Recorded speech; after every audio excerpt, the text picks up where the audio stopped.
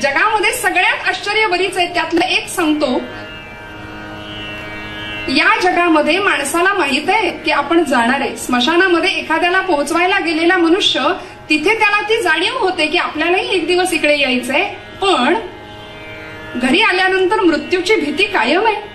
मनुष्य मृत्यू अटळ आहे हे माहीत असून सुद्धा मृत्यूला घाबरतो. हे जगातलं सगळ्यात मोठं आश्चर्य आहे. आणि म्हणून सुख आणि अमरपद या दोन गोष्टींचा लाभ या अभंगामध्ये होतो, असं तुकोबरायांनी अभंगामध्ये सांगितलंय. केव्हा आपुला तो एक देव करुणी घ्यावा. आणि म्हणून तुकोबराय शोधतायत जगामध्ये माणसांची मनस्थिती कशी आहे. आणि या निष्कर्षापर्यंत महाराज पोहोचले की काय परिस्थिती आहे.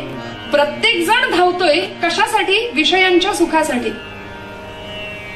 पण समर्थांनी तर दोन ऑप्शन आमच्या समोर ठेवले दासबोधामध्ये. जयास वाटे क्षीण भावा, ज्याला असं वाटतंय ना आयुष्यामध्ये क्षीणच करून घ्यायचंय, तेणे विषय चिंतित जावा. म्हणाले विषयांचं खुशाल चिंतन करा, पण जयास वाटे सुखचे असावे, तेणे रघुनाथ भजनी लागावे.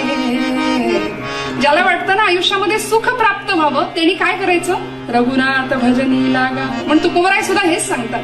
महाराजांनी हा निष्कर्ष काढला, जगामध्ये प्रत्येक जीव सुखासाठी धडपडतोय, त्याच्या वाट्याला येतंय ते दुःख, आणि जे मिळालंय असं वाटतंय ते सुख नाही, मुळात ते टिकाऊ नाही, ते शाश्वत नाहीये. दुःख बांधवडी आहे हा संसार, असं जर संतांनी सांगितलंय, तर दुःखरूप असलेल्या संसारामध्ये आम्ही सुख शोधतोय. आणि हे कसं झालं माहितीये? मामासाहेब दांडेकरांनी फार सुंदर विचार सांगितलाय. ते म्हणाले, मिरच्यांच्या बाजारामध्ये एखादं गिराईक जातं, मिरच्यांचा बाजार आहे, त्या बाजारामध्ये एखादं गिराईक जातं आणि काय मागतो? 1 किलोभर खव्याचे पेढे द्या म्हणाला. मिरच्यांच्या बाजारामध्ये जर तुम्ही गेलाय ना, तर महाराज म्हणतात लक्षात घ्या, तिथे ठसकाच लागणार आहे, तिथे डोळ्यात पाणीच येणार आहे. तिथे कसले पेढे मागता? तुकोबराय म्हणले, हे जे गिराईक आहे ना सुखाचं, ते भलत्याच बाजारात फिरत बसलंय, भलत्याच बाजारात फिरत बसलंय. आणि मग सुख मिळण्याचा नेमका पत्ता कुठला आहे? महाराज म्हणले, जन हो तुम्ही पत्ता चुकलात, सुख मिळवण्याचा पत्ता चुकला आहात. मग खरा पत्ता काय? कुठे सुख मिळेल आणि मिळणारं सुख शाश्वत असेल याची खात्री असेल, असं सुख कुठे मिळेल? म्हणून अभंगाचं प्रथम चरण तुकोबराय सांगतात, आपुला तो एक देव करुणी घ्यावा, तेणे विण जीवा सुख नोहे. भगवंताला आपलंसं करायचंय आणि म्हणून त्याच्याशी सख्य केल्याशिवाय सुख प्राप्ती होणार नाही. आणि म्हणून समर्थांनी सुद्धा करुणा भाकली रामरायाकडे.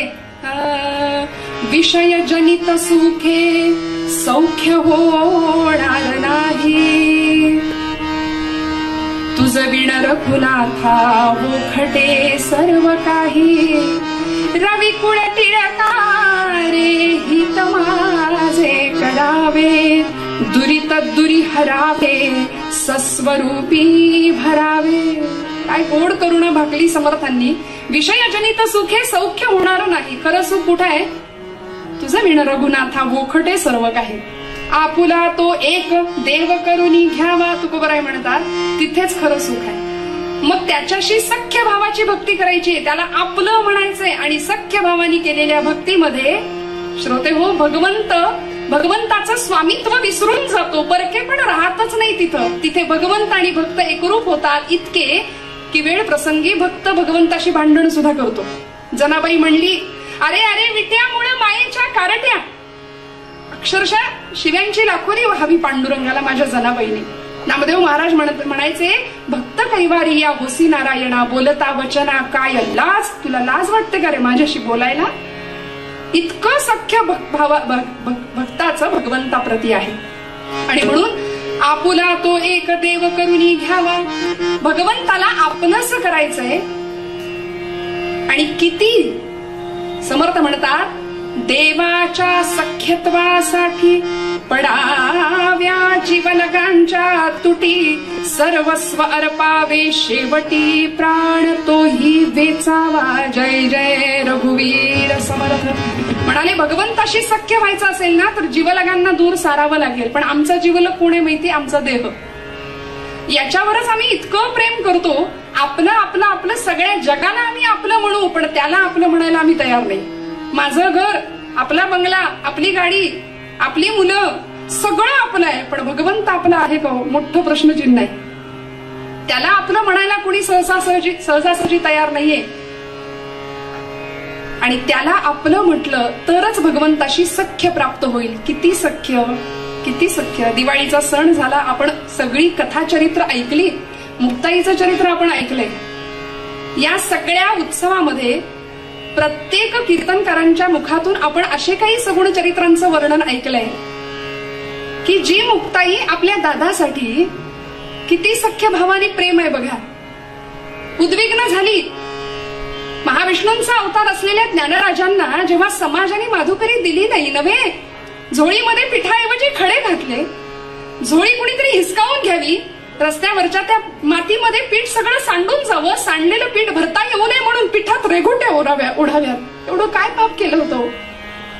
उद्विग्न झाले ना आमचे ज्ञानराज. वास्तविक कैवल्य साम्राज्य चक्रवर्ती असलेले ज्ञानराज उद्विग्न होऊ शकत नाही. बरं, राग येऊ शकत नाही. पण मग ज्ञानदेव का रागावले? खरं सांगू का कारण? माऊली रागावले कारण आपली ही ब्रह्मचित्कला बहीण आहे ना आदिमाया, तिचं मोठेपण जगाला कळावं. ताटीचे अभंग लिहिलेले नाहीयेत, ताटीचे अभंग अपौरुषेय आहेत. वेद जसे प्रगट झाले ना तसे ताटीचे अभंग मुक्ताबाईच्या मुखातनं प्रगट झाले, ते कुठेही लिहिलेले नाहीयेत. 11 अभंग एका पाठोपाठ एक ताटीचे मुक्ताबाईंच्या मुखातनं या प्रसंगात बाहेर पडले. ज्ञानराजांनी ताटी लावून घ्यावी आणि पद्मासनात बसावं. पण मुक्ताबाई सांगते, अरे ज्ञानादादा, अरे काय रे तुझ्या त्या त्यागाचा उपयोग? मनभर राग आणि वरवर त्याग. कसला हा त्याग तुझा? दार उघडणार आहे दादा, दादा ताटी उघडा. योगी पावन मनाचा, साहे अपराध जनाचा. दादा विश्व रागे झाले वन्ही, संती सुखे व्हावे पाणी. संतांनी काय करायचं रे तू सांगतोस ना रे? विश्वपट ब्रह्म दोरा, ताटी उघडा ज्ञानेश्वरा. दादा उघडा ना ताटी. हे त्या बहिणीचं मोठेपण जगाला कळावं म्हणून माऊलींनी. किती सख्य आहे. आज आहे भावा बहिणींमध्ये सख्य. जीवाला जीव देतील पण आजच्या काळात जीव घेतील सुद्धा. विलक्षण परिस्थिती आहे. एखाद्याला आपलं म्हटलं ना तर मन, बुद्धी, ज्ञानेंद्रिय, कर्मेंद्रिय सगळं अर्पण करायचंय. मग ते कुठे? आपुला तो एक देव करुणी घ्यावा, तिथेच सगळं व्हायचंय. तुकोबाराय म्हणतात, तेणे विण जीवा सुख नोहे. त्याला आपलंसं करता आलं पाहिजे, त्याच्याशी संबंध जोडता आला पाहिजे. कसा संबंध जोडायचा? श्रोते हो, जीवाचा संबंध 3 प्रकारे जोडला जातो. पहिला प्रकार आहे जीवाचा संबंध, पहिला जन्मजात संबंध असतो. आई वडिलांच्या पोटी जन्म झाला, मग आई वडील, नातेवाईक, आप्तेष्ट सगळ्यांशी ते नातं जोडलं जातं. जन्मजात संबंध पहिला प्रकार. मग ते नातं तुटतं का? हो, प्रसंगी. आजपासून तू आम्हाला गेलास, मेलास असं म्हणणारे आई वडील आहेत, लोक आहेत, ते नातं तुटतं. जन्मजात संबंध सुद्धा तुटू शकतात. दुसरा संबंध आहे प्रस्थापित संबंध, की जो निर्माण केलेला असतो. आपण म्हणतो ना मानलेलं नातं. पण मला सांगा, हेही नातं तुटतं ना. कालचा परवाचा घनिष्ठ अगदी जीवष्ट असलेला मित्र आज तेवढाच कट्टर शत्रू होतो. हे नातं सुद्धा तुटतं, चिरकाल दीर्घकाल टिकत नाही. आणि तिसरा संबंध आहे तो म्हणजे सनातन, की जो अतूट आहे, जो कधीच तुटत नाही. आणि असा सनातन संबंध कुणाशी आहे माहितीये? गीतेच्या 15व्या अध्यायामध्ये भगवान गोपाल कृष्ण सांगतात, ममेवांशो जीवलोके जीवभूत सनातन. भगवंतांनी सनातन शब्द वापरलाय. हा सनातन संबंध जीव आणि ब्रह्माचा आहे. जीव ब्रह्माचं नातं हे सनातन आहे, अतूट आहे, ते कधीच न तुटणार आहे. आणि असा संबंध भगवंताशी आम्हाला जोडता यावा, त्याकरता संत म्हणतात देहबुद्धी ते आत्मबुद्धी करावी. देहबुद्धीचा त्याग नव्हे नाश करता आला पाहिजे. मग देहबुद्धीचा त्याग किंवा नाश म्हणजे देहाचा नाश का? हो नाही. मी देह आहे हा जो बुद्धीने निश्चय करून ठेवलाय ना, त्या निश्चयाचा त्याग करायचाय. देवा तू माझा आहेस, मी तुझा आहे, ही धारणा आमची आहे का? संतांची ती धारणा होती. किती आणि कशा प्रकारे संतांनी देवाला आपलं म्हटलं माहितीये? कृष्ण माझी माता, कृष्ण माझा पिता, कृष्ण माझी माता, कृष्ण माझा पिता.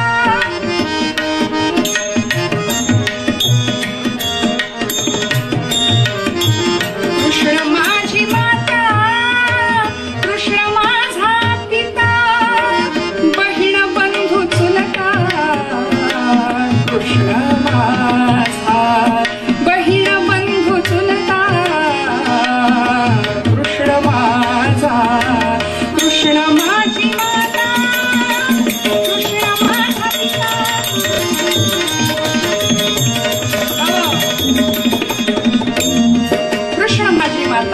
कृष्ण माझा पिता, बहीण बंधू चुलता कृष्ण माझा.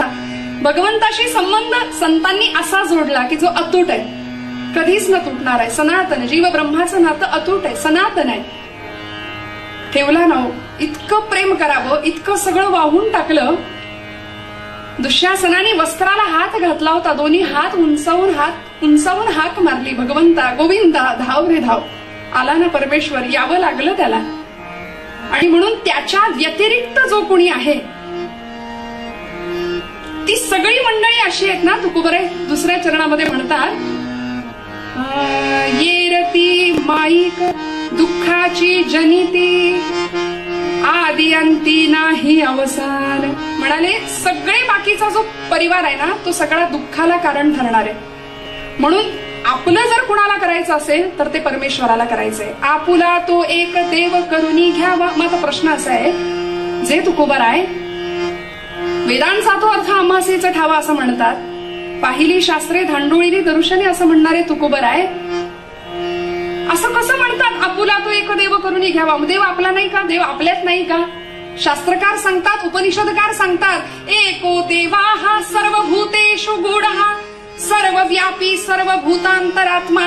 भगवंत आहे, सगळीकडे आहे. गीतेमध्ये भगवंत म्हणतात, सर्वस्व चाहम हृदय सन्निविष्ट.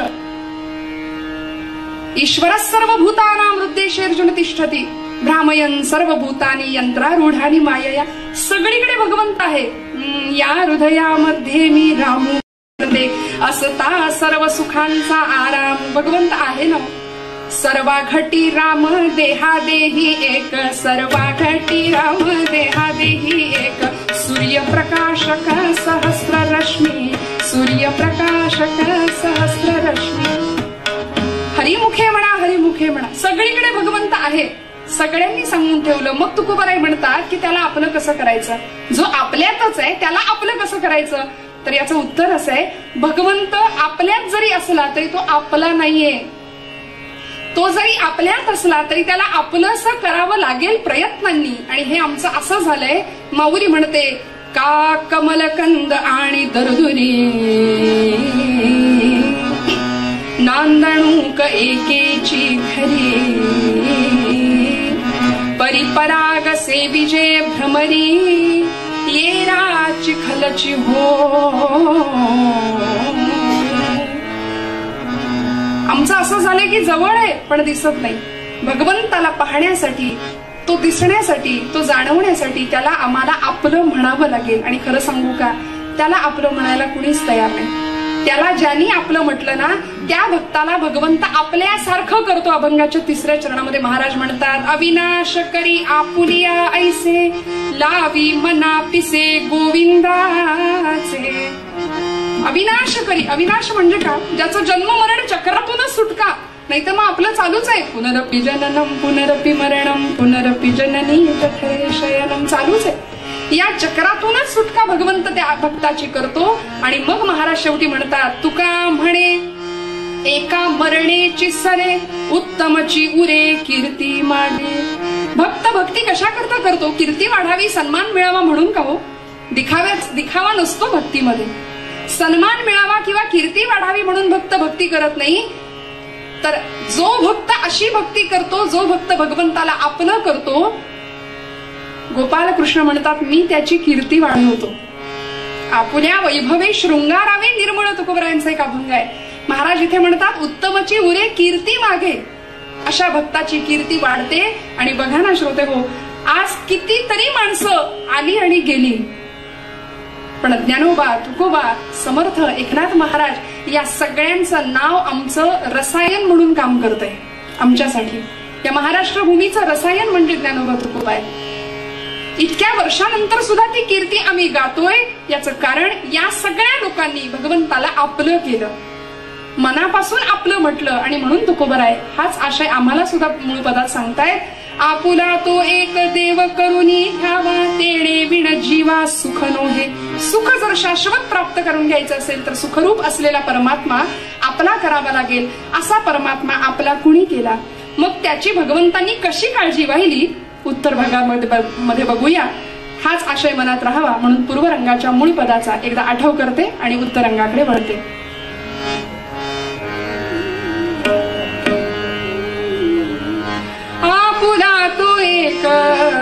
देव करुणी धावा आपुला तो एक देव करुणी धावा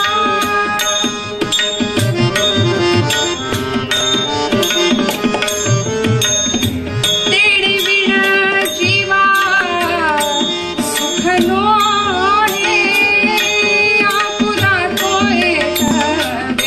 करुणी धावा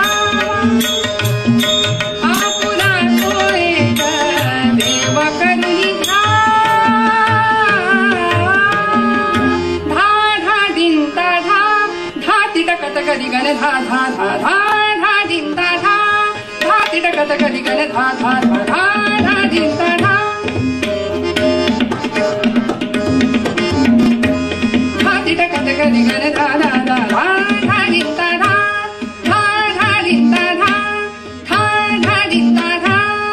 तिटकत कधी गण धा धा धा धा धा दिंता धा किट धुम किट धुम किट धुम तिट गाडी गण धा गडी गण धा गडी गण धा धा तिट कत गडी गण धा धा धा धा दिंता धा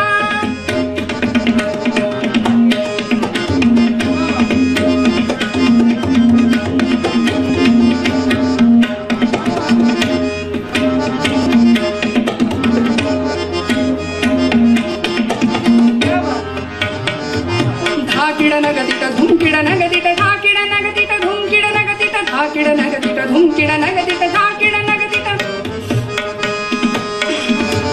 धा किड नगदिट धा किड नगदिट धुम किड नगदिट धा किड नगदिट धुम किड नगदिट कत गदी गण धा तिट कत गदी गण धा तिट कत गदी गण धा धा धा धा धा दिंता धा धा तिट कत गदी गण धा धा धा धा धा दिंता धा धा धा दिंता धा धा धा दिंता धा जय जय रघुवीर समर्थ मंगल मूर्ति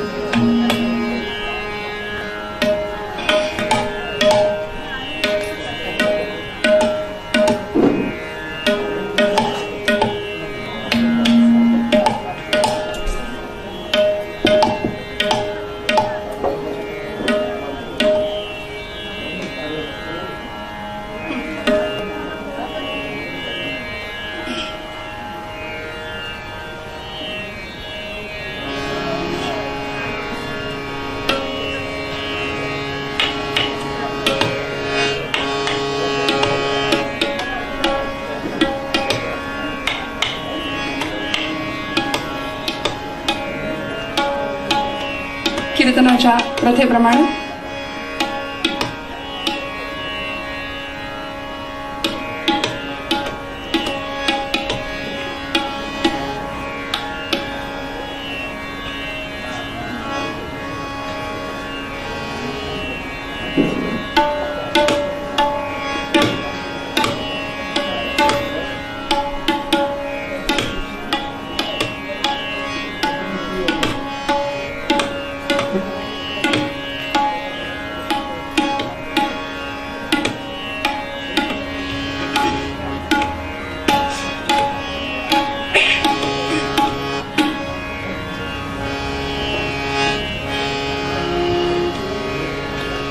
कीर्तनाच्या प्रथेप्रमाणे थोडा वेळ हरिनामाचा गजर करूया. हाताने टाळी वाजवा, मुखाने गोड आवाजामध्ये नाम घ्या. श्री नारायण जय नारायण जय जय नारायण नारायण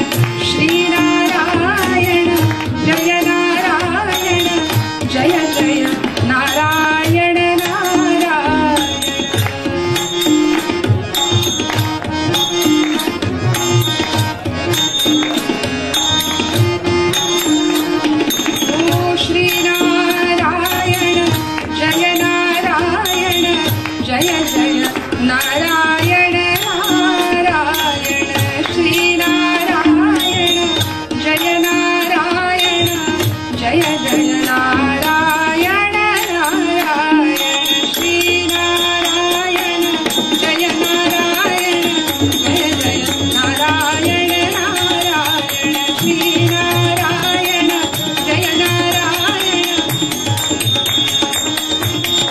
श्री नारायण जय नारायण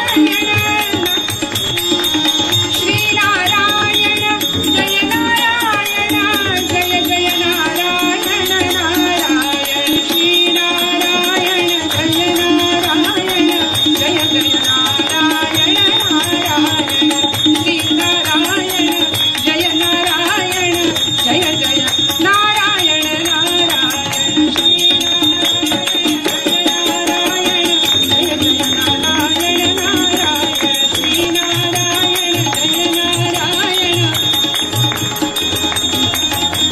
पुंडलिकावरते हरी विठ्ठल श्री ज्ञानदेव तुकाराम पंढरीनाथ भगवान की जय जय रघुवीर समर्थ आर्य सनातन वैदिक हिंदू धर्म की जय जय जय रघुवीर समर्थ सब संतन की जय मंगलमूर्ति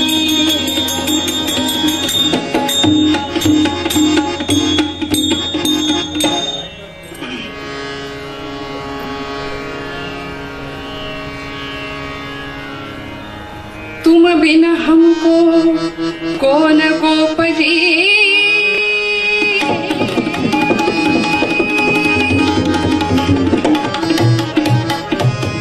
तुम बिन हमको कौन गोपजी तुम बिन हमको कौन गोपजी तुम बिन हमको कौन गोपजी माता पिता सुन भाई माता पिता सुन भाई तुम बिन हमको कौन गोपजी माता पिता सुन भाई हम भगतन को चरण तुम्हारे हम भगतन को चरण तुम्हारे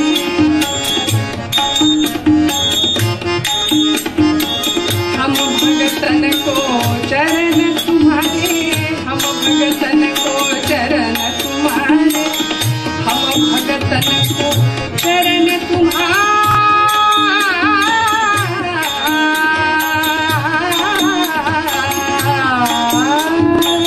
हम भगतन को चरण तुम्हारे त्रिभुवन मोह सुखदाई राम साधु जी राम राधा राम कहो जी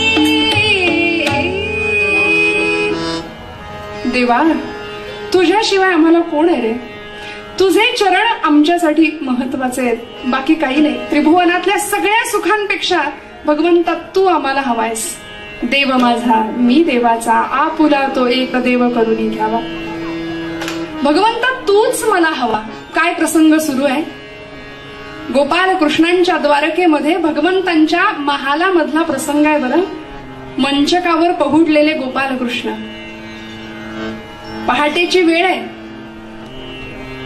आणि दोघे जण भगवंताकडे आलेले आहेत कशासाठी कुरुक्षेत्रावरचं धर्मयुद्ध कौरव पांडवांच्या मधलं युद्ध अपरिहार्य आहे निश्चित झालेलं आहे आणि म्हणून युद्धाची मदत मागण्याकरता दोघे वीर भगवंतांकडे आलेले आहेत एक योजक म्हणून आला होता आणि एक याचक म्हणून आला होता एक योजना घेऊन आला होता आणि एक याचना घेऊन आला होता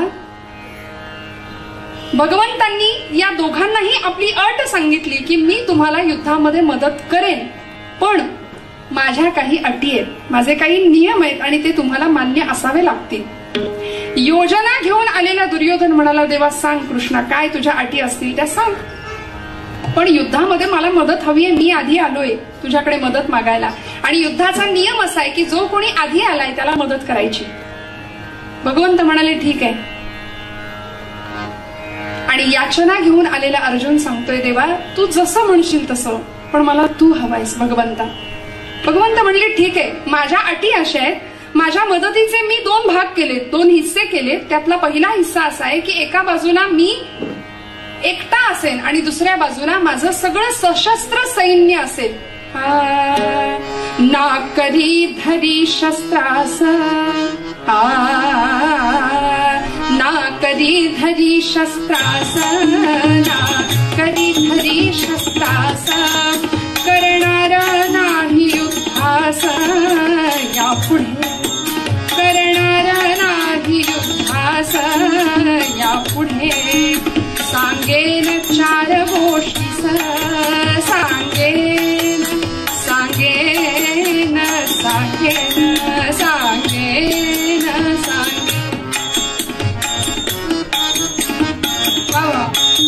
सांगेन सांगेन सांगेन सांगेन सांगेन 4 गोष्टी, 4 गोष्टी युक्तीच्या पहा तुम्हास यापुढे. ठरविले असे जे भले, तुम्हा बोलिले तरी सकळास, तरी सकळास, द्यावाना दोष आम्हास यापुढे, द्यावाना दोष आम्हास यापुढे. नंतर तक्रार चालणार नाही, नंतर तुमचं ऐकून घेणार नाही. माझ्या 2 अटी आहेत. एका बाजूला मी हा असा एकटा उभा राहणार आणि कसा, न धरी शस्त्र करी मी. बर का दुर्योधना, हातात शस्त्र धरणार नाही. गोष्टी सांगेन युक्तीच्या 4, दुर्योधना खचित हे, दुर्योधना खचित हे, नाही करणार यात अविचार. राम म्हणाले आता याच्यात बदल नाही दुर्योधना. एका बाजूला मी, दुसऱ्या बाजूला माझं सशस्त्र सैन्य आणि मी कसा हातात शस्त्र धरणार नाही. ना करी धरी शस्त्रास, करणार नाही युद्धास यापुढे. युद्ध नाही करणार हा, पण गोष्टी सांगेन युक्तीच्या 4. ज्याच्या बाजूला मी असेन त्याला 4 चांगल्या युक्तीच्या गोष्टी मात्र सांगेन म्हणाले. दुर्योधन मनात विचार करतोय याच्या 4 गोष्टी ऐकायला तिथे कुणाला वेळ आहे. बर हा असा येणार की हातात शस्त्र धरणार नाही, युद्ध करणार नाही, तिथं काही पंक्ती वाढायच्या, युद्ध करायचंय ना, मग याचा काय उपयोग. ठामपणे आपलं उत्तर दुर्योधनाने सांगितलं. म्हणाले कृष्णा मला तू नकोच म्हणाले, मला तुझं सगळं सैन्य दे. एक हिस्सा केलायस ना, तो हिस्सा मी मागतो पहिला. भगवंत अर्जुनाकडे बघतायत, अर्जुन नजरेनीच खुणवतोय, झालंय मनासारखं, चला पुढे. अहो या दुर्योधनाचे किती आभार मानू असं झालंय, सगळं माझ्या मनासारखं झालंय. म्हणाला देवा मला तुम्हीच हवे आहात, मला तुम्हीच हवे आहात. तरी सुद्धा भगवंत अर्जुनाला म्हणतायत अर्जुना एकदा विचार कर बरं, विचार कर एकदा. नाही नाही देवा, कोण आहे आम्हास सहाय्यकारी, कोण आहे आम्हास सहाय्यकारी, कोण आहे, कोण आहे. अरे देवा कोण रे तुझ्याशिवाय आम्हाला, आपुला तो एक देव करून घ्यावा. तुला आम्ही आपलं म्हटलंय ना, बस आता कोणी नको. कोण आहे आम्हास सहाय्यकारी, तुझा आहे भरवसा आम्हा भारी, तुझा आहे भरवसा आम्हा भारी. देवा तुझ्याशिवाय कुणी नाही, तुझाच भरवसा आहे, बस तू चल, आता तू चल. दुर्योधनाला सैन्य दिलं आणि सैन्य घेऊन आनंदात दुर्योधन तिथून निघाला. आणि आता गोपाल कृष्ण अर्जुनाबरोबर निघाले. बरं अर्जुनाला सांगितलं अर्जुना तुझ्या रथाचं सारथ्य मी करेन. भगवंत अर्जुनाच्या रथामध्ये बसले आणि पांडवांच्या शिबिरामध्ये यायला निघाले. इकडे शिबिरामध्ये सगळ्यांना बातमी पोहोचली, काय श्रीहरी येतायत, श्रीहरी येतायत, अर्जुन श्रीहरींना घेऊन येतोय. भगवंत निघताना एक गोष्ट म्हणाले, अर्जुना आता ते तुझं युद्ध किती दिवस चालेल, किती दिवस मला तुझ्याकडे येऊन राहावं लागेल याची काही कल्पना नाही. तर आमच्या मंडळींपैकी कुणाला जर सोबत घेतलं तर काही हरकत नाही ना तुझी. अर्जुन विचार करतोय बापरे आता केवढी पंचायत. यांच्या मंडळी म्हणजे एवढा मोठा तो आकडा 16,108. सगळ्यांना जर घेतलं तर सैन्यासाठी जे आणलंय ते यांच्यावरच सगळं संपायचं. मग म्हणाले करू काय सांग ना अर्जुना, कुणाला घेऊ, तुझं काय मत आहे? एकीला कुणाला तरी घ्या म्हणाले भगवंता. कुणाला घेऊ? सत्यभामा देवींना घ्या, कारण सत्यभामेचा युद्धातला पायगुण अत्यंत चांगला आहे. सत्य भा आणि मा नावच असं होतं, जिथे सत्य आहे तिथे विजय आहे, जिथे भा म्हणजे बुद्धी आहे, प्रतिभा आहे, तिथे विजय आहे, आणि मा म्हणजे लक्ष्मी आहे, तिथे विजय आहे. त्यामुळे सत्यभामा, म्हणून नरकासुर वधाच्या वेळी दिवाळीचं आख्यान आपण सांगतो की तिथं सत्यभामा देवी होत्या त्या युद्धामध्ये, आणि म्हणूनच त्या युद्धामध्ये भगवंतांचा जो विजय झाला, त्या विजयानंतर या सगळ्या स्त्रियांनी ती आवली म्हणजे दीप हातात घेऊन ओळ केली. ती दीपावली आम्ही साजरी करतो ना, भगवंतांना ओवाळलं या प्रसंगामध्ये. सत्यभामेचा पायगुण चांगला, तिला घेतलं, रथात बसवलं आणि निघाले. इकडे बातमी पोहोचली, भगवंत येतायत, भगवंत येतायत. सगळ्यांना आनंद झाला, सगळे भगवंतांचं आदरातिथ्य करण्यासाठी तयार. नकुल, सहदेव, भीमसेन, धर्मराज सगळे तयार आहेत, युधिष्ठिर दादा. पण हा पण आल्याशिवाय आख्यान पुढे जात नाही ना. पण काय झालं माहितीये? कृष्णे सकळले की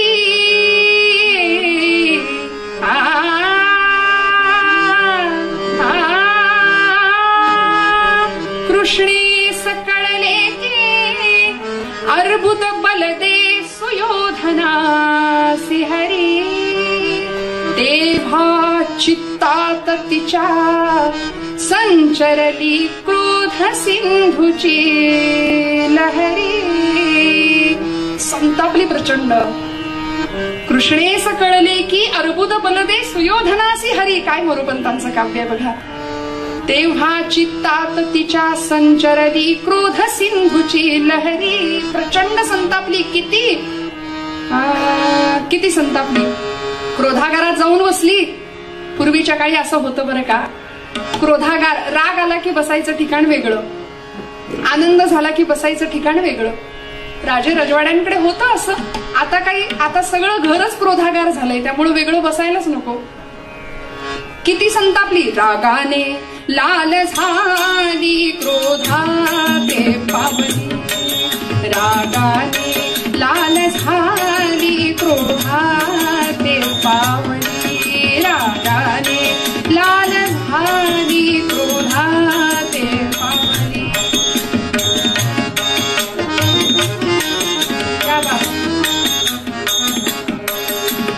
वाली हा पांडवांचा वाली हा. काय म्हणते द्रौपदी? पांडवांचा वाली आहे, पांडवांचा रक्षण करताय. का संतापली हो? वाली हा पांडवांचा कशी बुद्धी फाकली. रागाने लाल झाली क्रोधाते पावली. रागाने लाल झाली क्रोधाते पावली.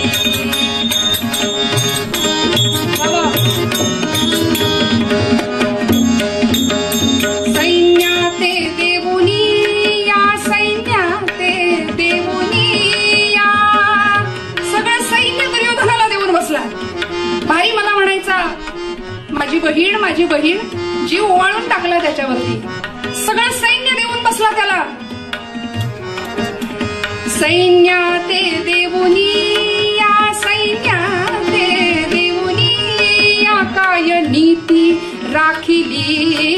रागाने लाल झाली क्रोधाते पावली. रागाने लाल झाली क्रोधाते पावली. क्रोधाते पावली. क्रोधाते पावली. प्रचंड संतापली द्रौपदी, प्रचंड संतापली.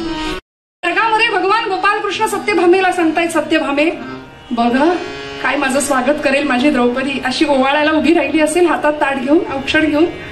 बघ कसं औक्षण करेल माझं. तू बघशील अगं, जगात अशी बहीण मिळणार नाही, जगात असा भावा बहिणीचा जोडा तुला मिळणार नाही. सत्यभामा देवी आपल्या हू हू हू हू करतायत. शेवटी पांडवांच्या शिबिरापर्यंत येऊन पोहोचले आणि सगळे आदरातिथ्याला हजर आहेत समोर. पण द्रौपदी कुठेच दिसेना भगवंतांना, आणि भगवंत अस्वस्थ झाले. नकुल दिसतोय, सहदेव दिसतायत, भीमसेन दिसतायत, धर्मराज दिसतायत, अर्जुन तर सोबतच आहे, सगळे दास दासी सेवक आहेत. पण दरवेळी आदरातिथ्य जिच्याशिवाय अपूर्ण आहे अशी माझी द्रौपदी समोर का नाही, म्हणून भगवंत अस्वस्थ झाले. आणि आता सत्यभामा देवी बोलल्या. इतका वेळ ऐकत होत्या, आता म्हणाल्या, माझी बहीण जीव ओवाळून टाकायचं चाललं होतं. बरं तुमचं ठीक आहे, बाई माणूस आलंय, बाई माणसाच्या स्वागताला बाई माणसानं नको यायला. बहुतेक हे नातं तिथूनच थोडस, बाई माणसानं नको यायला. भगवंत म्हणले, थांब ग सत्यभामे, थांब ग, काहीतरी झालंय माझ्या द्रौपदीला, काहीतरी बिघाड झालाय. काय करावं बेचैन आहेत, अस्वस्थ आहेत. भगवंत भक्तासाठी अस्वस्थ होतो श्रोते हो. आणि भगवंतांची ती अस्वस्थता, ती स्थिती पाहिली धर्मराजांनी. आणि धर्मराजांनी नकुलाला सहदेवाला सांगितलं, कनिष्ठ पांडव, सहदेवा जा बरं द्रौपदीला घेऊन ये पटकन. सहदेव निघाले. क्रोधागारामध्ये बसलेली द्रौपदी सैनिकांकडून सेवकांकडून कळालं होतं, क्रोधागारामध्ये बसलीये, प्रचंड संतापलेली आहे, केशसंभार मोकळा सोडलाय, लालबुंद रागाने अशा लालेलाल झालेल्या द्रौपदी महाराणी. आणि सहदेव त्या क्रोधागारामध्ये पाठमोरे बसलेल्या द्रौपदीच्या मागे उभा आहे. आणि हळूच विचारलं, द्रौपदी अगं कळालं नाही का तुला, शिबिरामध्ये गोपाळ कृष्ण आले, चल. हो, आणि सगळं सैन्य तिकडे देऊन आलाय ना. अगं हे बघा, द्रौपदी सांगते, तुम्ही तुमचं दुःख विसरला असाल, पण मी मात्र माझं दुःख विसरलेले नाहीये. भर सभेमध्ये झालेली विटंबना, भर सभेमध्ये माझा झालेला अपमान मी विसरलेले नाहीये. आणि या अपमानाची भरपाई करण्याचा हा प्रसंग असताना हा माझा भाऊ म्हणवणारा कृष्ण सगळं सैन्य देऊन बसला तिकडे आणि रिकाम्या हाताने आलाय, या जन्मात त्याचं तोंड पाहणार नाही म्हणाले. सहदेव म्हणाला, अगं पण तुझ्या या रागाचा त्यांच्या येण्याशी काय, तुम्हाला नाही कळणार, मी येणार नाही. द्रौपदीचं येणार नाही, ठाणकावून सांगून दिलं, येणार नाही. काय करायचं. सहदेव आल्या पावली माघारी आले. हट्टापुढे काही चालेल. बाहेर आल्या बरोबर धर्मराजांनी, भगवंतांनी त्याच्याकडे असं बघितलं, काय झालं सहदेवा, द्रौपदी दिसत नाहीये. सहदेव म्हणाले, देवा काय सांगू, आजपर्यंत द्रौपदी तुमच्यावर एवढी रागावलेली आयुष्यात पाहिलेली नाहीये, कधीच बघितलेली नाहीये. मग आज काय झालंय देवा, एवढं काय झालंय. भगवंत म्हणाले, का रागावली रे द्रौपदी एवढी. सहदेव सांगतायत, वदे प्रभुला सहदेव देवराया हो, वदे प्रभुला हो, वदे प्रभुला हो, वदे प्रभुला सहदेव देवराया हो, वदे प्रभुला. क्या बात.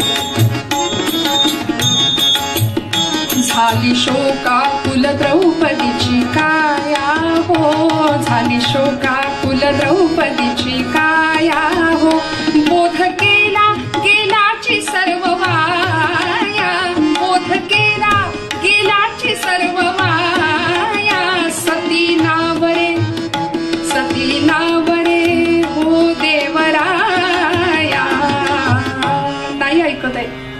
ये म्हटलं, किती अर्जव केली, यायलाच तयार नाही, तुमच्यावरच रागवली. सत्यभामा देवी म्हटल्या, चला चला म्हणाले, कुणी नाही इथं तुमच्या स्वागताला येणार. अगं सत्यभामे थांब ग जरा, थांब. नकुला, तू जा रे, जा माझ्या द्रौपदीला घेऊन ये. नकुल गेला. नकुलाच्याही बाबतीत तेच घडलं. आल्या पावली परत माघारी यावं लागलं. आणि आता सहदेव आणि नकुल द्रौपदीला न आणता बाहेर आलेले बघितल्यावर अर्जुनाचं असं झालंय की तो गालातल्या गालात हसतोय. भगवंत अर्जुनाला म्हणाले, अर्जुना अरे काय वेळ, काय स्थिती, काय माझी अवस्था बघ, काय माझी द्रौपदी माझ्यावर रागावलीये आणि तू हसतोयस खुशाल. अर्जुन म्हणाला, देवा हसू नये तर काय करू. नकुल सहदेव दोघंही गेले. बायको ऐकत नाही म्हणजे काय, ऐकत नाही म्हणजे काय, यायला नको का बाहेर. भगवंत म्हणाले, अर्जुना असं कर ना, तू जा, आता तू जा आणि द्रौपदीला सांग भगवंत आलेत म्हणून. ती नाही नाही म्हणणार, जा बरं घेऊन ये तिला. अर्जुन निघाला. हो, जय विजयासारखे द्वारपाल म्हणून असे उभे राहिले होते नकुल सहदेव. त्यांच्याकडे हसत हसतच निघाला आतमध्ये क्रोधागारामध्ये. आणि क्रोधागारामध्ये गेल्याबरोबर द्रौपदीची ती अवस्था पाहिली. केशसंभार विखुरलेला आहे, लालबुंद झालेली, रागाने डोळे अक्षरशः वाहतायत नेत्रातून. आणि अर्जुनाने टिपेच्या स्वरातच द्रौपदीला विचारलं, द्रौपदी चाल, उठ, उठ बरं. कशी. दोघे जण तुला न्यायला आले. अगं गोपाल कृष्ण साक्षात भगवान श्रीकृष्ण द्वारकाधीश इथे दारावर उभा आहे आणि तू त्याच्या स्वागताला यायला नकार देतेस. द्रौपदी, अगं विसरलीस का? केलेल्या उपकारांची परतफेड अशी अपकारांनी करणं शोभतं का तुला? प्रभूवरी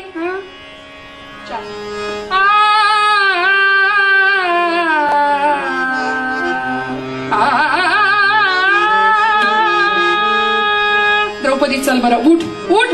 प्रभुवरी कारुसली सप्रमदे, प्रभुवरी कारुसली सप्रमदे, प्रभुवरी कारुसली सप्रमदे, प्रभुवरी कारुसली. चल द्रौपदी, उठ लवकर. आलाय ना दारामध्ये, त्याची भेट न घेता अशी थांबून राहिलीस. कृतज्ञपणा शोभतोय का तुला?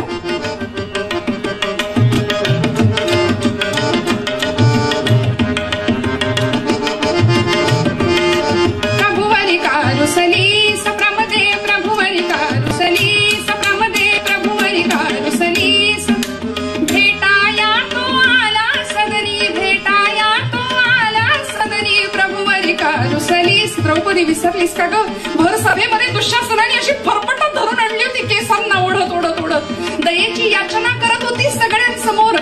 या सभेमध्ये तुझं अब्रूचं रक्षण भगवंतांनी केलंय. प्रमदे, प्रभुवरी कारुसली सप्रमदे, प्रभुवरी कारुसली. भेटाया तो आला सदरी, पुरविली वस्त्रे सभेत जानी.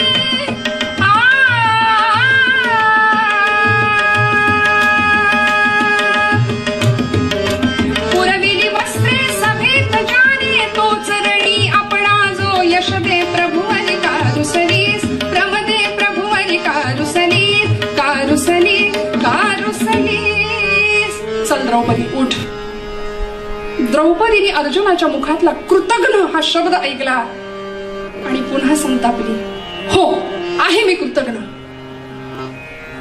द्रुपद राजाच्या पोटी जन्म झाला माझा. द्रुपद राजकन्या यज्ञातनं जन्म झाला म्हणून याज्ञसेनी तुम्हा पांडवांची पत्नी पांचाली. राज उपभोग घेतला काही काळ, पण तुम्हा पांडवांशी विवाह झाला आणि वाट्याला आलं ते दुःख. वनवास असू दे, अज्ञातवास असू दे, सगळं सहन केलं, सगळं सहन केलं. भर दरबारामध्ये होणारी विटंबना सुद्धा सहन केली. पण आज निर्वाणीचा प्रसंग आहे. या अशा युद्धाच्या प्रसंगी अखेरची वेळ आहे. काही क्षण जीवनातले आनंदाचे सुखाचे उपभोगावेत या अपेक्षेने बसलीये. म्हणून त्या कृष्णाने दुर्योधनाला सैन्य देऊन ठेवलं. रिकाम्या आपल्या हाताने माघारी इकडे आपल्याकडे आलाय. म्हणून तुम्हा पांडवांच्या हिताकरताच या जीवाची तडफड होतीये. आणि एवढं असताना सुद्धा मी जर कृतज्ञ असेल ना, तर हो, आहे मी कृतज्ञ. द्रौपदी पुन्हा रडायला लागली. जगामध्ये 3 हट्ट प्रसिद्ध आहेत ना. आमचे जुने कीर्तनकार फार छान सांगतात, बालहट्ट, राजहट्ट आणि स्त्री हट्ट. या सगळ्या हट्टांपुढे हे हट्ट इतके गठ्ठ असतात की माणूस कितीही घट्ट असला तरी तिथे मठ्ठ होतो म्हणे. हे बुजुर्ग कीर्तनकारांकडूनच घ्यावं बरं का. असा हट्ट द्रौपदी करते. अर्जुनाला तिथे काहीच सुचेना. तिच्या डोळ्यातलं पाणी बघितलं आणि पाय काढता घेतला. सहन नाही झालं अर्जुनाला. द्रौपदी म्हणाली, हो, मी आहे कृतज्ञ आणि मी त्याच्या या जन्मात त्याचं तोंड पाहणार नाही. तो जसा वरून काळा आहे ना, तसा आतूनही काळाच आहे. आज मला त्याचा अंतरंग कळलंय. सगळं सैन्य दुर्योधनाला देऊन बसलाय, मी येण्यातली नाही. हे बघा, मला काही त्याच्या दर्शनाचा तुम्ही आग्रह करू नका. अर्जुन निघाला. आल्या पावली परत. करायचं काय आता? भगवान गोपाल कृष्ण अस्वस्थ आहेत नव्हे, भगवंतांच्या डोळ्यात अश्रुधारा वाहतायत. या प्रसंगामध्ये भगवंतांनी आपल्या धर्मराजाला सोबत घेतलं आणि म्हणाले, चला आता आपणच जाऊया. भक्त वत्सल भगवंत भक्त प्रेमासाठी लाचावलेला आहे. श्रोतेहो, अक्षरशः हपापलेला आहे भगवंत भक्त प्रेमासाठी. किती भक्त वत्सल आहे भगवंत. आणि आज भगवंताचा एवढा मोठा अधिकार आहे की तो अधिकार न ओळखणारी द्रौपदी असं का बरं वागतीये? कारण विषयोपभोगांच्या इच्छेनी त्या मनावर त्या विषयांच्या उपभोगाचं प्राबल्य इतकं वाढतं की त्या मनावर अज्ञानाचं आवरण चढतं. आणि द्रौपदीचं आज तेच झालं होतं. अज्ञानाचं आवरण होतं, मायेचा पडदा होता. आणि त्यामुळे सांगतेय की मी त्याच्या दर्शनाला बाहेर येणार नाही. भगवंत स्वतः आले आणि धर्मराजासोबत क्रोधागारामध्ये भगवंतांची स्वारी झाली. द्रौपदीच्या समोर स्वतः अनंत कोटी ब्रह्मांड नायक त्रिभुवन साम्राज्याने हात जोडलेत बरं का. सारे ग मरे ग रे सा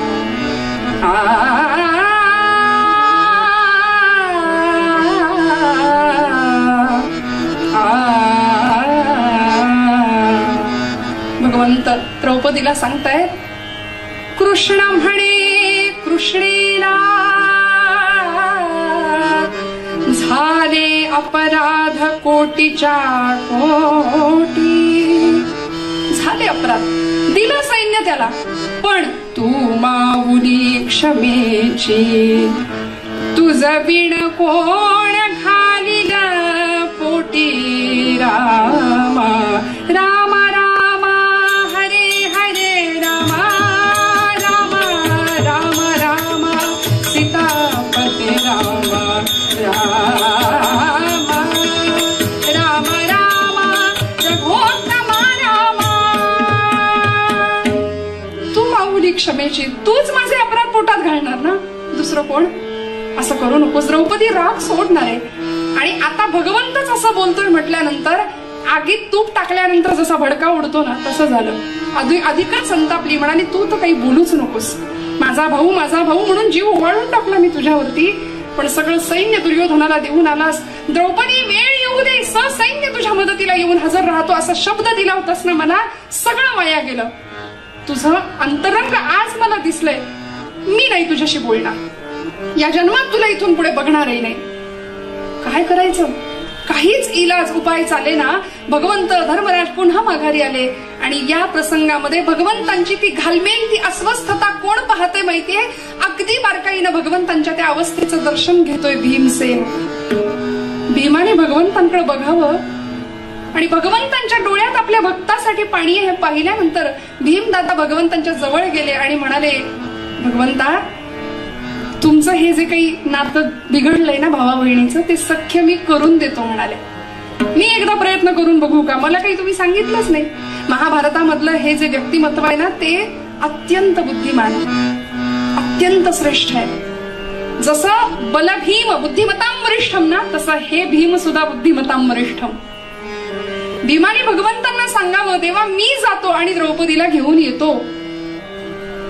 या कृपा कृष्ण कृष्णाया तां करिष्यसि चिन्मयी, तर्हि ते पूर्ववत सख्य करिष्यामि न संशयः. मी तुमचं हे पूर्ववत सख्य करून देतो, निसंशय करून देतो, पण मला तुम्ही काय देणार त्या बदल्यात? का? तुझा व्यवहार आहे देवा, देशी तेव्हा घेशी ऐसा असशी उदार, घेशी तेव्हा देशी ऐसा असशी उदार ना. मग मला सुद्धा काहीतरी तुला द्यावं लागेल. मी तुझं काम करून देतो, पण मला तू काय देणार? भगवंत म्हणले, मागशील ते देतो. भीमा मागशील ते देतो, पण माझ्या द्रौपदीचा तेवढा राग जाऊ दे, तिला घेऊन ये बरं. भीम म्हणाले, जातो, पण मी मागेन ते द्यावं लागेल. काय? या कृपा कृष्ण कृष्णाया, माझ्यावरती अशी कृपा करा जी द्रौपदीवरती करताय. द्रौपदीवर जेवढं प्रेम करताना भगवंता, तेवढं माझ्यावर करा. सा रे ग म रे ग रे सा, सा ग म ध नि सा.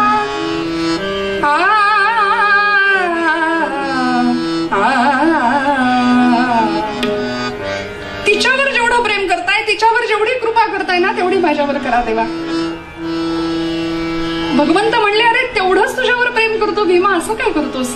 नाही नाही, हा आमच्यावर असेल, द्रौपदीवर बंदा रुपया प्रेम आहे तुमचं, आमच्यावर 20 पैसे 10 पैसे असं काहीतरी असेल म्हणाले, पण द्रौपदीवर जास्त प्रेम आहे, जास्त कृपा आहे.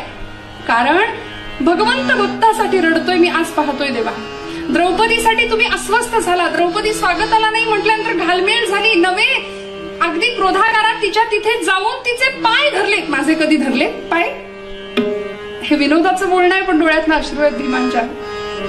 सख्य भक्तीमध्ये देवाला आपलं म्हटलं ना की हे सगळं येतं बरं का. आपुला तो एक देव करून घ्यावा, तू माझा आहेस ना, मग तिथे परकेपण आणि मी तू भेदच नाही, आपण दोन वेगळे उरतच नाही. माझे कधी धरलेस पाय तू? द्रौपदीच्या पाया पडलास. एवढं प्रेम द्रौपदीवर करतोस ना, तेवढं माझ्यावर कर देवा. आणि भीमांनी या प्रसंगामध्ये भगवंतांचे पाय धरले, म्हणाले, कृष्णा भगवंता आशीर्वाद द्या म्हणाले की द्रौपदी येईल म्हणून. हे वेगळेपण आहे भीमांचं. आतापर्यंत सगळे मी आणतो म्हणून गेले, पण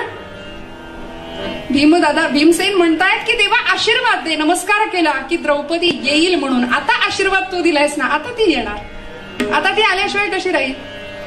सगळ्याचा करता करविता जर तू आहेस हे मांडलंय, हे जाणलंय नव्हे, हे शाश्वत सत्य स्वीकारलंय, मी देऊन टाकला होता. भगवंत म्हणले जा भीमा जा, तुझ्यावर तेवढीच कृपा केली, तू द्रौपदीला घेऊन ये. आणि भीमसेन निघाले. नेहमीप्रमाणे खांद्यावर गदा आहे, ती गदा बघितली आणि भगवंत म्हणतायत ए भीमा ती गदा तेवढी खाली ठेव, ती गदा तेवढी खाली ठेव. का म्हणाली देवा, ती तर माझ्यासोबत असणारच आहे. अरे बाबा मला द्रौपदीला चांगल्या स्थितीत बघायचंय, मला चांगल्या स्थितीत तिला बघायचंय.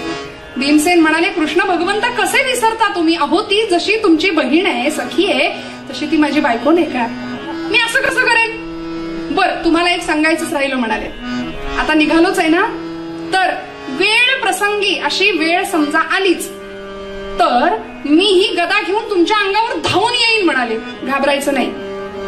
मी ही गदा घेऊन जर तुमच्या अंगावर धावून आलो तर घाबरू नका. म्हणजे अरे काय करणार काय नेमकं भीमा तू, अहो देवा नाटक करणार आहे, मी असं सोंग करणार आहे की या गदेनी मी तुम्हाला मारणार असं मी द्रौपदीला सांगणार. नाटक आहे, लक्षात ठेवा देवा, सोंग आहे, नाटक आहे. भगवंत म्हणले हा शब्द मला लहानपणापासून आवडीचा आहे, ते काही मला नवीन नाही, हे नाटक आहे, हे तू लक्षात ठेव म्हणजे झालं. नाही तर घालशील डोक्यात गदा आणि मग म्हणशील नाटक होतं. भीमदादा म्हणाले नाही नाही देवा. निघाले, दाण दाण दाण दाण पावलं आपटत आपटत त्या क्रोधागारामध्ये. द्रौपदीने पावलांचा आवाज ऐकला आणि ओळखलं कोण आलंय ते. मनात विचार करते आतापर्यंत मी जागचे हल्ले नव्हते, आता जर उठले नाही, हालचाल केली नाही तर यांचा काही भरोसा नाही, उचलून त्याच्या पायावर नेऊन केव्हा टाकतील काही सांगता येत नाही.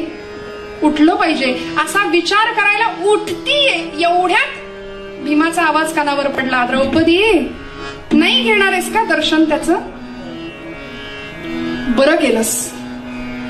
द्रौपदी म्हणते हे आपल्याच पक्षाचे दिसतात वाटतं, बरं केलंस. हो हो बरं केलंस, नाही तर आहे काय त्याच्याकडे बघण्यासारखं, वरून काळा तसा आतूनही काळाच. आज त्याचा अंतर उशिरा का होईना तुला कळलं त्याचा अंतरंग काय आहे. हा एरवी माझा भाऊ म्हणून जीव ओवाळून त्याच्यावरती टाकायचं तुझं चाललेलं होतं, पण हे बघ मी जर तेव्हा काही बोललो असतो ना तर तेव्हा तुला पटलं नसतं, पण आज उशिरा का होईना तुला कळलं ना तो कसा आहे. याच्यापेक्षा बलराम दादा बरे अगं, खरं तर त्यांचा ओढा दुर्योधनाकडेच आहे, पण पांडवांचा अहित व्हायला नको म्हणून युद्धात भागच नाही घेतला, स्वस्थ बसून राहिले. पण याच्यासारखं ढोंग तरी नाही केलं त्यांनी, सगळं सैन्य दुर्योधनाला दिलंय, रिकाम्या हाताने इकडे आपल्याकडे आलाय, काय त्याचा उपयोग. हे बघ त्याचं दर्शन आता आपण घ्यायचंच नाही, कितीही म्हटलं तरी तो नजरेसमोर आला तरी त्याला बघायचं नाही. अगं ज्या भगवंतांनी द्रौपदीच्या काळजाला वेदना होत आहे श्रोते, इतका वेळ स्वतः रागवलीये, पण आता भीमदादा भीमसेन गोपालकृष्णांविषयी जे काही बोलतायत ना त्यांनी काळजामध्ये असं चर्रकन वेदना जाणवतीये. काय बोलतायत माझ्या भावाबद्दल, काय बोलतायत कृष्णाबद्दल. भीमदादा सांगतायत द्रौपदी हे बघ, अगं परशुराम अवतारामध्ये याच कृष्णाने यांनीच आपल्या आईचं मस्तक कापायला कमी नाही केलं, तो काय आपल्यासाठी करणार आहे. सारे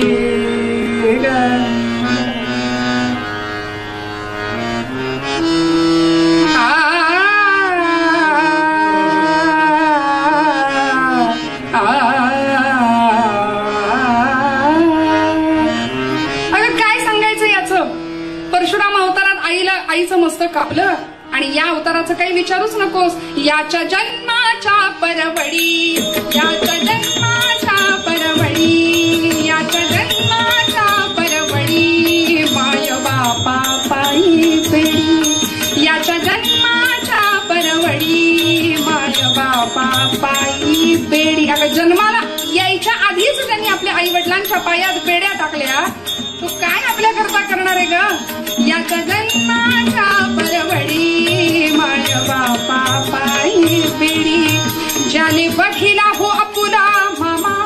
अगं सख्या मामाला यांनी मारलंय. ज्याने बघिला हो आपुला मामा तो का येईल आपुल्या कामा.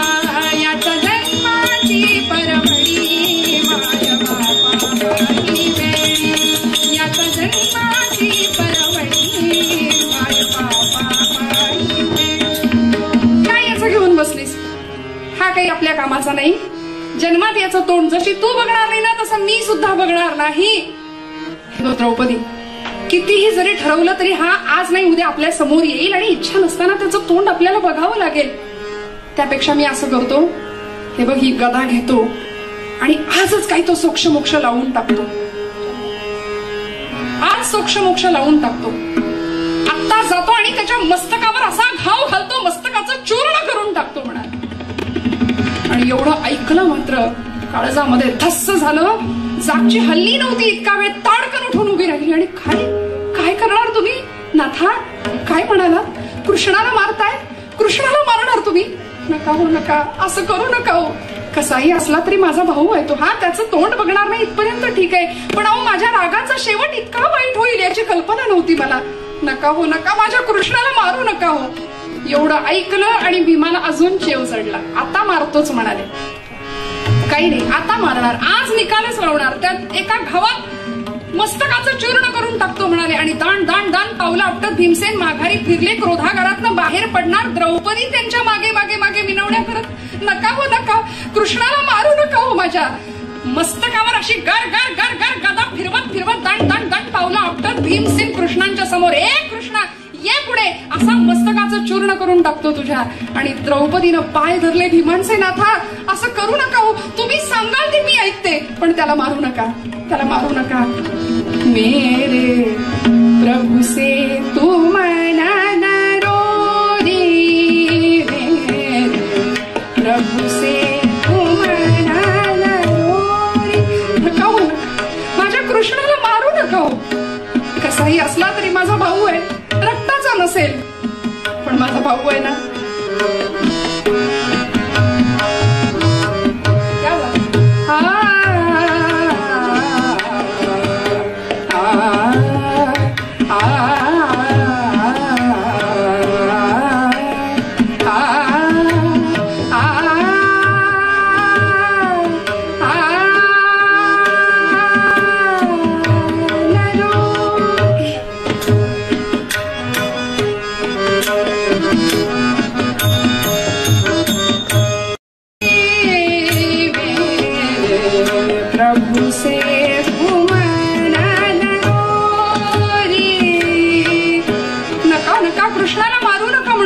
पुढे धावली. आणि भीमांनी सगळं लक्ष पुढे, पण बघतायत मागे, येते की नाही, येते की नाही, येते की नाही, असं करून बाहेर आणलं तिला. म्हणाले, नको ना मारू कृष्णाला, खरंच नका मारू. मी तुम्ही सांगाल ते ऐकते, मी सांगेन ते ऐकशील? हो ऐकेन. पाय धर म्हणाले त्याचे जाऊन. ऐकायचंय ना, त्याचे पाय धर जाऊन. द्रौपदीला कळलं नक्की कुठल्या पक्षाचे आहेत तेच. आता तर त्याच्या नावाने अगदी निंदा इतकी त्याची शिव्या लाखोली वाहत होते आणि आता मला पाय धरायला सांगतायत. त्याचे आणि आमच्या सगळ्यांचेच पाय धर म्हणाले.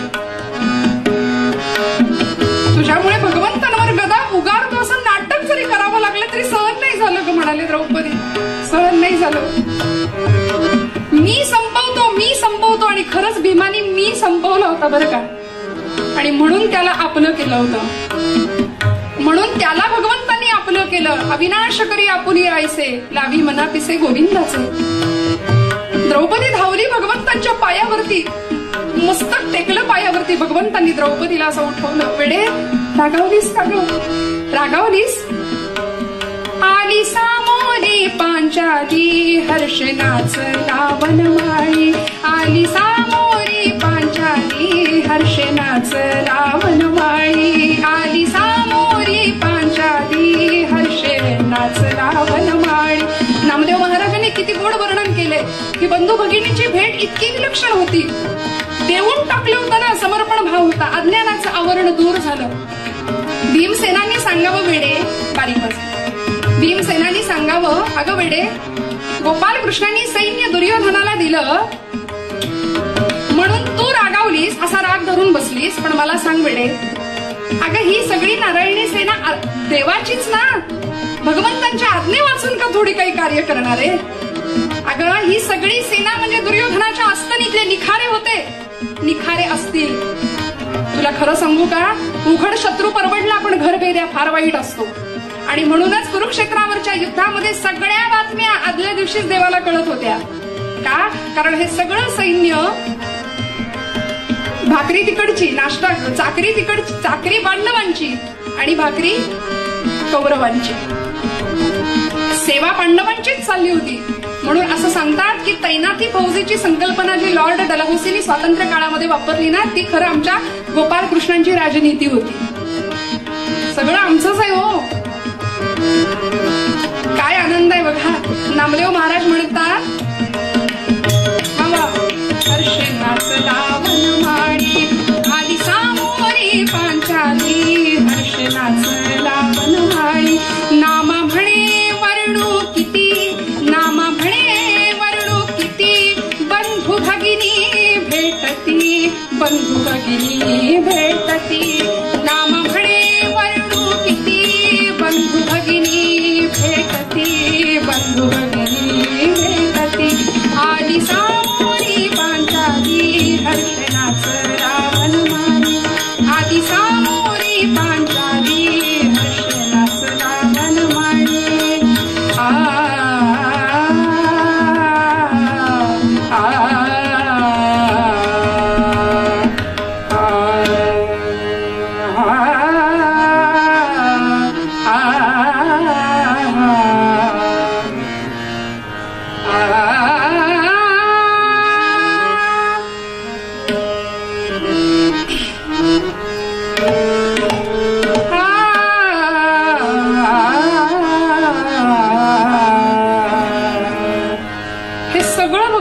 केलं कुणासाठी हो? आपल्या भक्तासाठी.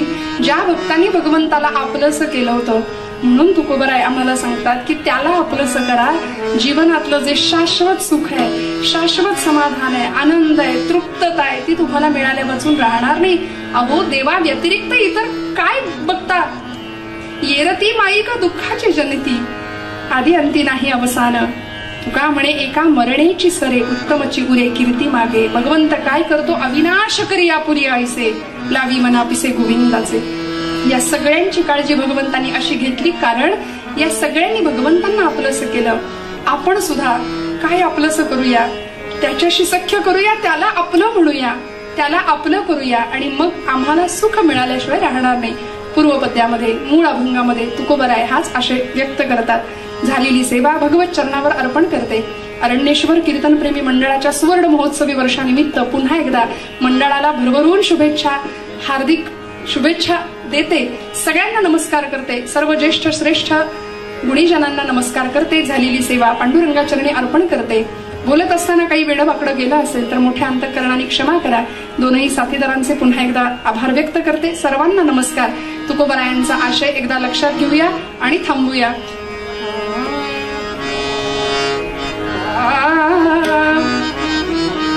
आपुला तो एका देव करुणी घ्यावा, आपुला तो एका देव करुणी घ्यावा, आपुला तो एका,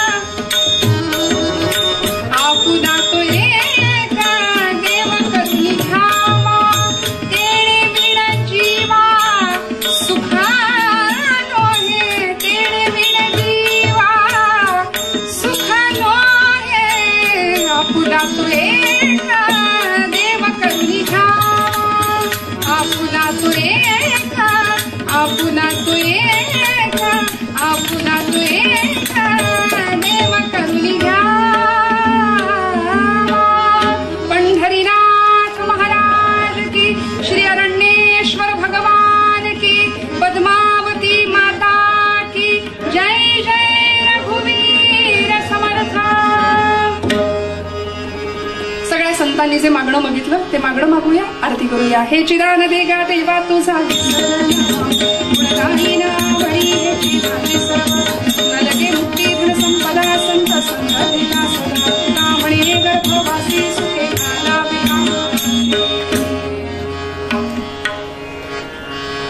सदा सर्वदा योग तुझा घडावा, तुझे कारणी देह माझा पडावा. उपेक्षू